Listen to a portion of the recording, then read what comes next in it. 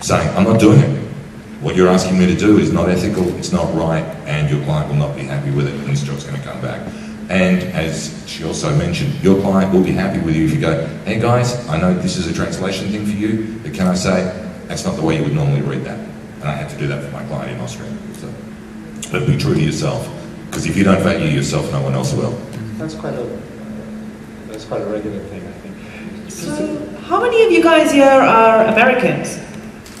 Okay, cool, because the international panel, like, we're all, like, international, but back where I come from, you're the international one, right? Exactly, yeah, that's true. And we should be happy.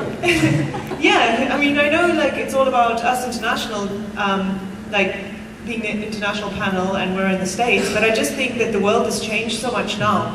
I mean, if you think about it, there's, like, over 1 billion apps out there, and they don't all get made in the States, right? A lot of them get made in other countries, and I'll actually be talking about this tomorrow, about getting work as an American abroad. But there's so much, such a massive trend in the internet, and all those companies out there who are trying to break into the American market are looking for American voiceovers. So even though it's like international technically with us here now, I definitely think that there's a huge, like, just cross-pollination of voices happening now, and it's only going to get bigger. Like with, we've recently started doing video production with Pocholo, because we have all the voice talent and animators and everything, and the amount of, like, inquiries for online is just through the roof.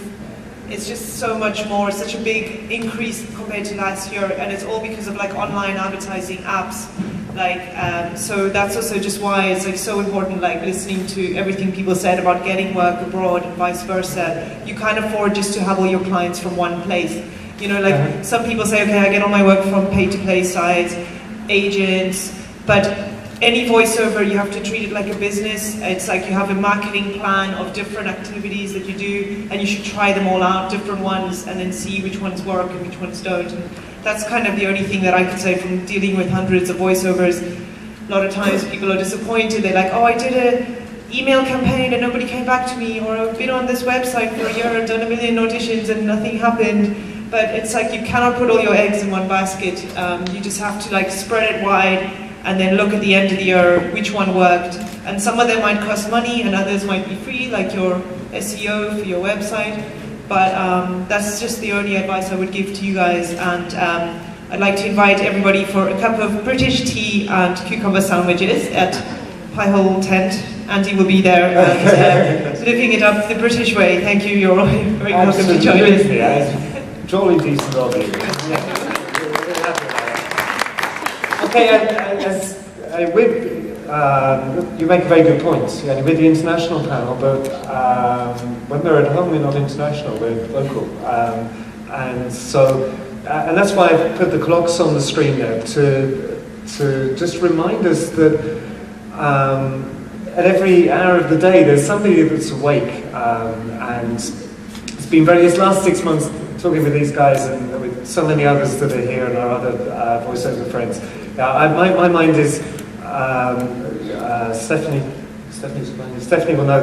I know you're over there. You'll know that I'm very hot on this world clock thing, and it's very exciting for me to have friends that when I think of these friends, I think about, what are you doing now? Yeah, I know what I'm doing now, but what are you doing now? And they're real people, and the fact that somebody's around the other side of the world. Well, when we come together in the same time zone, which is just so great to talk to all of you guys in the same time zone. Not just going off to bed whilst I'm just waking up or whatever. We are all international and we are all local. And there are some there are some practical differences, some cultural differences perhaps, but we all have the opportunity.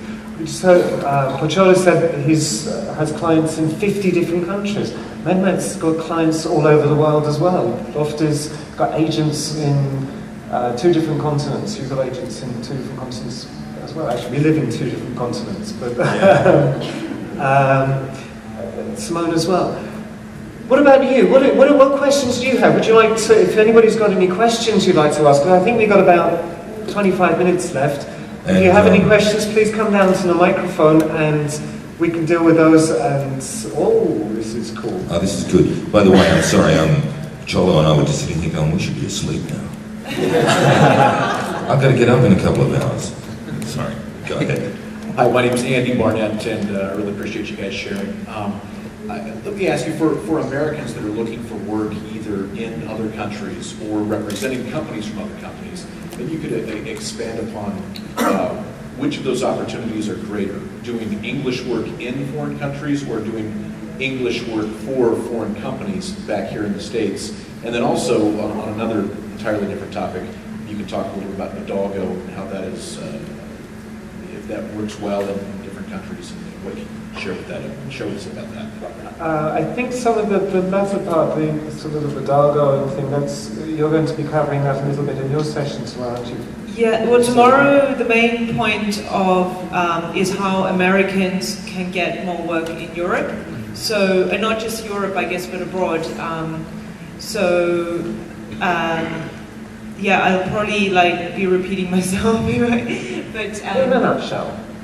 No, are you asking how to go about getting work abroad, or? Well, just the opportunities, are they very prominent to do that? So, I would say, okay, remember I told you about Bob Jones early on, right? The voiceover that got every single job on earth. If a couple of years ago only, he would have been called to do a fake American accent, right? And it'd be I can hear it's Bob Jones. It doesn't even sound American. But so people have stopped doing that completely now. So that in that way, there's already voiceovers. There's a number of American voiceovers on Pi-hole that are getting work in London because the people in London still want the choice. They still want American voiceover, and they want loads of choices, and they want him to be accessible, And so there's that, the fact that people don't want fake accents anymore. Everybody can tell the difference, so it's just, that's great. And again, I definitely think it's a case of getting agents, try and get agents aboard. There's not that many American voiceovers in London. There's really very few, actually. I mean, they're there, I bet you they're all there. They're just not that prominent. Same in Ireland, they stay fairly busy now, but you weren't going to get all your work from there, but it's just one of the ways of getting work. Yeah, I'm gonna share also. My website, Creative Voices, if you write voice talent in Southeast Asia, we come up #1 always, because I put all the countries in Southeast Asia. And I was also surprised that the people, especially the clients from Thailand, Vietnam, Cambodia, they're getting voices from the Philippines. And the good thing about the website, there's an international page for that, and I asked some of my friends, voiceover friends in America, to at least record a certain script for 1 minute. At least I will know that you have a very good quality of recording and also your voice. And they choose the voices there. And they ask me, how much is this? So I will ask that, how much do you cost? Because, in Southeast Asia, we are one of the, I can say, lowest in terms of talent fee. Because, I know most of the American voice artists are earning so much from voiceover. But they're, it's still a baby stage, so they don't have any idea. Sometimes it's $200, $300. So I ask sometimes the client, it's 400 or 500. I always share the Yeah, Pocholo is making a very good point. This is somehow the contrary situation that for instance, Spanish-speaking talents have to live in America. Why? Because maybe I would say many times we're underpaid for what we deserve because we are Latin Americans, and they think that since we come from poorer countries, we're gonna take $100 for a job that is $500. And it's very unfair.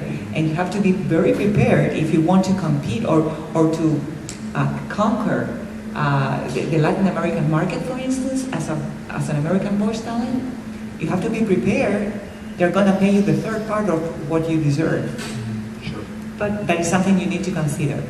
I don't always know if that's the case, because what I've experienced having the Spanish website is that they expect to pay the Chileans like cheaper, but then when they want an American, the Americans like charging double, and they pay it. Like, Yes, just ask people how much you want to make and make them pay you that. It comes back It depends to on the back. company. It should be win-win It comes back situation. to The back other when thing you sell. is it's all about what you charge. We had a guy on our Chilean site, and he got an inquiry from Coca-Cola. Oh, sorry, I didn't say the brand out loud, right? From a fizzy soft drink. Okay, and then they came to us and they said, oh, how much will you charge? So we called him up and he's like, $60. And we're like, okay, so we go, fine, put on the phone, call them back, $1,000. And they paid him that. Like, so it's really just to do with like yourself and like not being afraid to like put a higher price tag, because 9 times out of 10 people will negotiate if they really can like pay that, and if they don't, well, shaga, like you don't need their money. You have countries like India, for instance. In India, there are millions and millions of techies and companies that are hiring more and more international talents because they have their own production companies, and they do everything for the 10th part of what an American company would pay to a production company here in the United States. But they pay you per word 4 cents. 4 cents! And I guess that happens not only if you're a South American, that happens with anybody. Does that Okay, answer so your be question? prepared. It does, thank you very much. Also, people from some production companies wants to hire me from India. 400 pages, they say, we have a budget for $50, 400 pages. Yeah. No, thanks. Before we get bogged down in budgets, which we all know that they can afford more money for, give these people a chance to ask their question, please. Thank you. Once we settle on a rate, what's the best way to work with you in dealing with different currencies? Okay, so how do we get money? What currency? In Uruguay, for instance, or you can use dollars. Uruguay, Argentina. I think the two international currencies are US dollars or euros. But PayPal is the best way. PayPal, Yeah. PayPal is the best way. If you, let's just use for an example, let's just say we're talking $500, 500 US dollars. You let the client know wherever they may be and whatever currency they deal with that your PayPal account is 500 US dollars. They will punch in 500 US dollars and it will tell them how much that is in their local currency. So you don't need to worry about that. So we're from 5 continents, but all of us can quote in US dollars, and the clients, our clients understand that, we understand that, and there are payment methods like PayPal. There are a couple of other Western Union. money transfer. What are the other sites? Western Union. Zoom. Also, MoneyGram. Wire Wire transfer as well. but PayPal, from my experience, because It's the banks best. charge like wounded bulls, PayPal I've found to be one of the best to receive money internationally. And what I would do if you are working for an international company, especially Latin American companies, ask them to pay you at least the 50% upfront. In advance, yes. Great. Thank Down you. payment. Hi, my name is Joe. I'm from San Francisco. Hi, Joe. I have a Hey, Joe. question.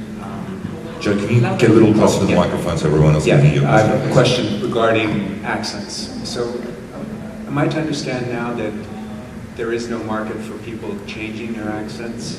That, like, for example, Andy, you should stick to exclusively doing British, and Okay. Lofty, you only Australian, that there is no cross-pollination? And the second part of the question is for Simone.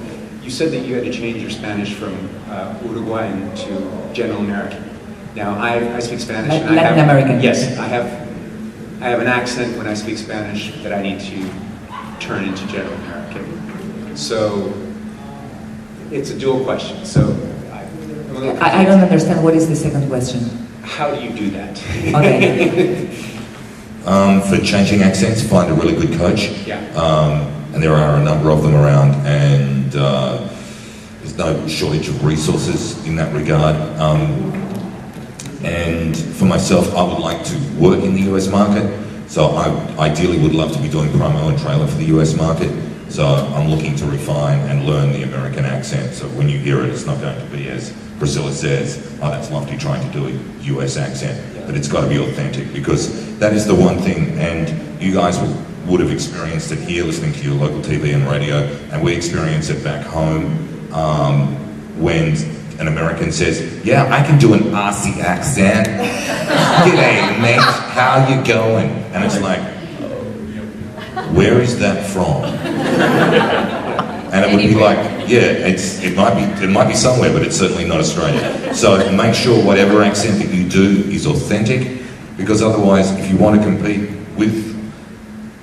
if your accent is not authentic, then why would they use you? They'll just get the real thing.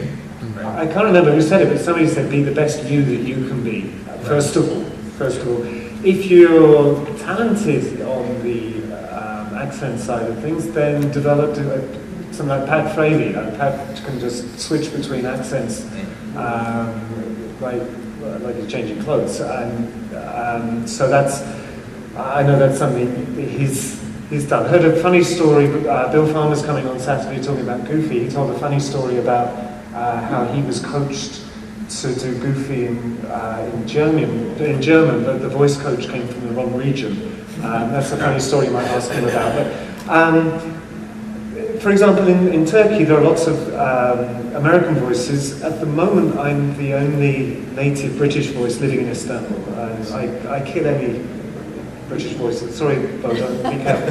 But then even if Bo came to Istanbul, actually we wouldn't be in competition with you. See, the thing is that in every aspect of voiceover, and this applies to the work that you're doing locally as well, people are hiring the best you that you can be.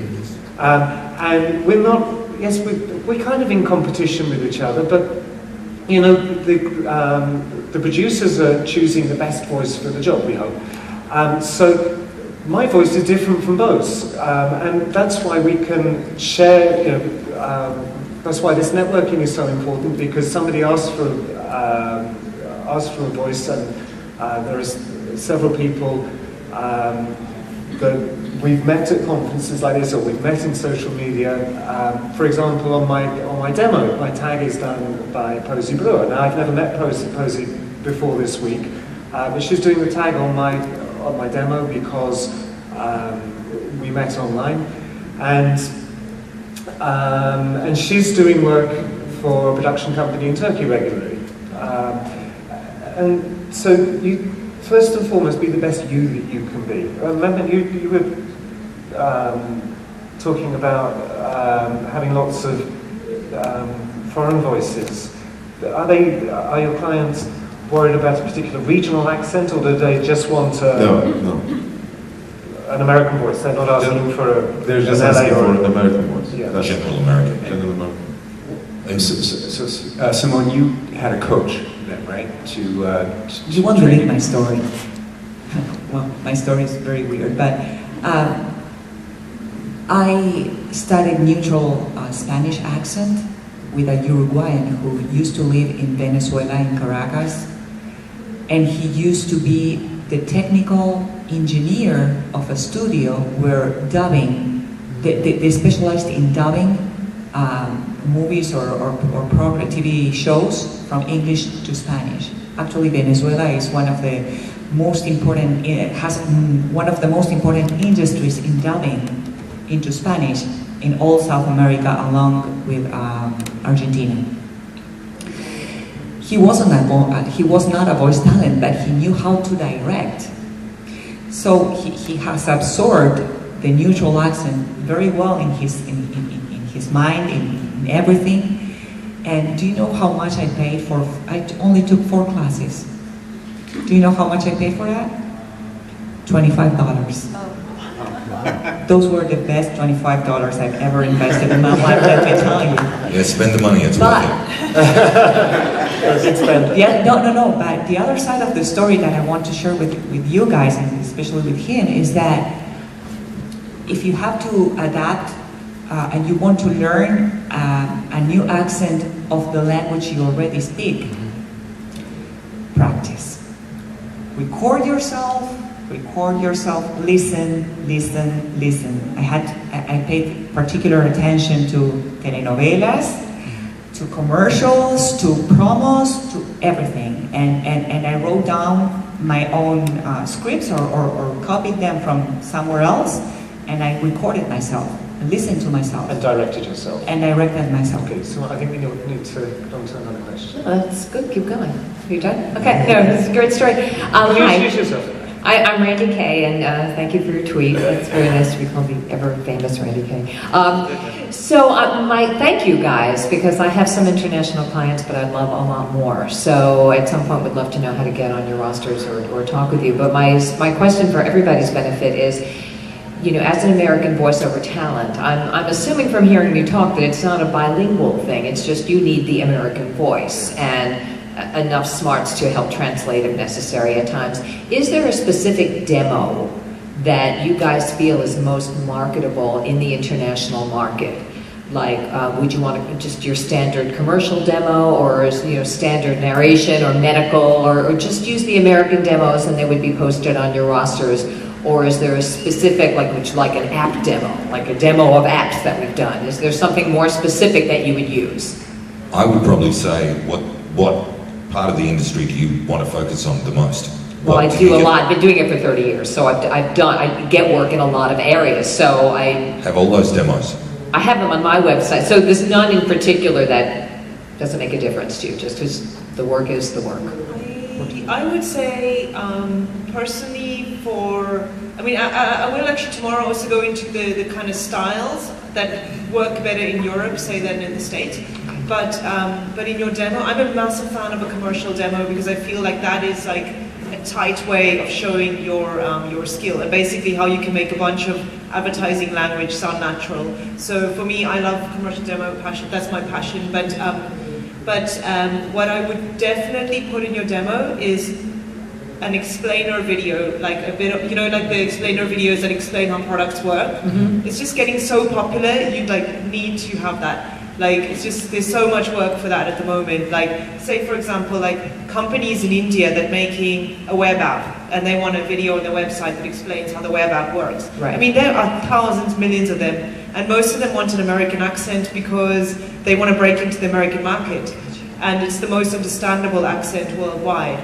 So I would definitely include that in your demo, and have a really good. Another thing you can include are American characters. So let's say there's character as in a mom or a sister or whatever, a conversation, because that might be the type of thing you get hired for. Like an ad agency in London might want an American character. Maybe it's like a Sex and the City knockoff or something. Think about the type of jobs you might get as someone in London looking for an American accent. So explainer videos, characters. Great. Yeah, that's my personal. Awesome. Thank you so much. Thank you. Hi. Hi, I'm Bree, and I was hired by a company in South Africa to do an animated show, and I'm wondering if you guys have any opinions on how to go about getting your work that's international, because I'd love to have a copy for my reel. So you've done the job and you want to get... I haven't done it yet, so maybe it's something I would say in my contract with them. Is that possible to ask for a copy of it? Yeah, that's getting a copy of. Just say to the client, look, whether it be as you're going into the job or when the job's finished, look, because also there's I don't know if this is the correct word, proprietary issues that they may be working on this project and it's a pitch and they don't want their competitors to know about it as yet. So they may say to you, we would love to give you a copy, but we can't right now because it's all very much under wraps. Right. But once it goes into the marketplace, we would be happy to give you a copy. Ask your clients and they will generally tell you, unless Priscilla, you have a comment to make on that, but sometimes clients like to just keep it battened down until it's actually in the marketplace. Yeah, and also they might not have bought usage for online. They might have it might be a TV ad and it's only going on TV. They haven't paid the actors to be online, but in general, most people would give you a copy, or they might tell you you can have it, but you can't publish it, on YouTube. You might just send it to people privately. For personal use. personally? So if you ask somebody, if you just want to see what the final product looks like, if you ask nicely and you're not going to be upset if they say no, then asking the question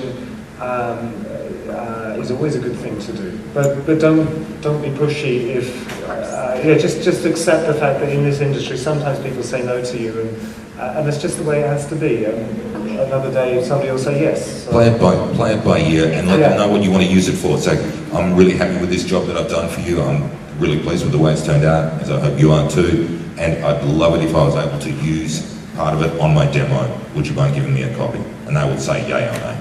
Okay, thank you guys. Hi. Hello, my name is Kabir. And Sorry, what's your name? Kabir. Kabir, thank you. Hi, this is more of an open question. So, I know you guys said that your companies that you guys, the countries you guys represent, are generally looking for American accent. What if you're more niche, like I have more urban or street? Like, how can you assess the potential of that in the countries you guys represent? So, like, Turkey or Australia, are they looking for more just American neutral, like? Well, actually, I think you've misunderstood slightly because we're not talking just about. We're talking about us working internationally, so it's not specific to any particular accent. You, with your accent, with your particular niche, can market yourself wherever. Why not? But like for instance, like does Ireland use voices that are more like this, or? Yeah, I definitely think so, because like a lot of, like you find, say, a lot of American male voice with a baritone, like maybe someone in their 40s, 50s, that's very common. Like there's a lot of, and there's not so much competition like for someone like you. Like say, like we make a lot of online videos for companies, animations, and like sometimes you want someone younger, and it's not always that easy to find someone younger, more street. I would definitely put yourself out there. Like you don't have a lot of competition. That's why it's great for you in the niche market, like in going into other countries where you would be like quite unique. There are no rules, are there, Priscilla? There are no rules. There's no, you've got to be like this. You be the best you that you can be, and market the best you that you can sound like.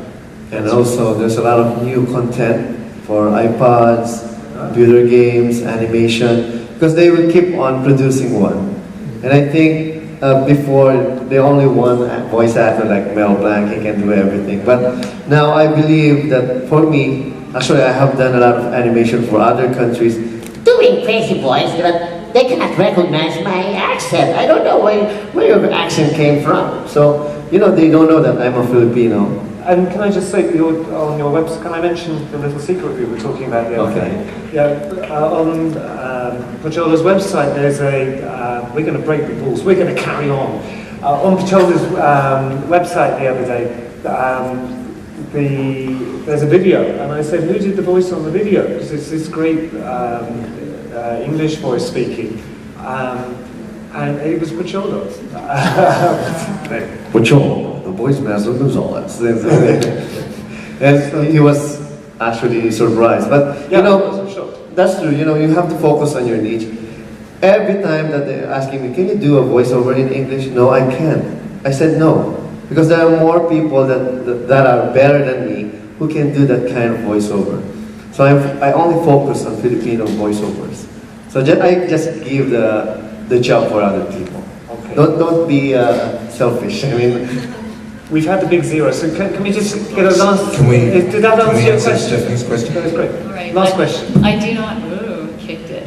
You know about international voice service? Yeah. You're familiar But with this the isn't industry. a question. It's not a question. Okay. It's actually a comment. I want to thank you all so much for coming. I know how difficult it's been to bring you all together and to coordinate this, so thank you so much. And I also want to draw a parallel to a session that I was at Voice 2010 that I thought was extremely valuable. It was a diversity panel. Some of you may have remembered that one. And I think that this panel here is very much like how that one was, in that, although people may have thought it was a niche thing to go to, it really isn't, and it affects us all. So I want to thank you all for speaking and making this such a broad topic, and I hope that everyone in this room and everyone at the conference who listens to this later will realize that, everyone works internationally in this market. So thank you so much. It's added so much value, and I can't thank you. And thank you for all the wonderful things you do for us, international talents. to achieve the wonderful things we are achieving since many years ago. I can tell. Thank you. Thank you all for coming to join us today as well. So thank you guys. And we're here, the reason we came here was to meet you, and so we're not running away. So please, in the next few days, please come and talk to us. If you've got any questions that weren't answered today, the only stupid question is the question that you don't ask, that you have in your head, that you don't ask it. So please talk to us, and we'd love to meet you. Thank you.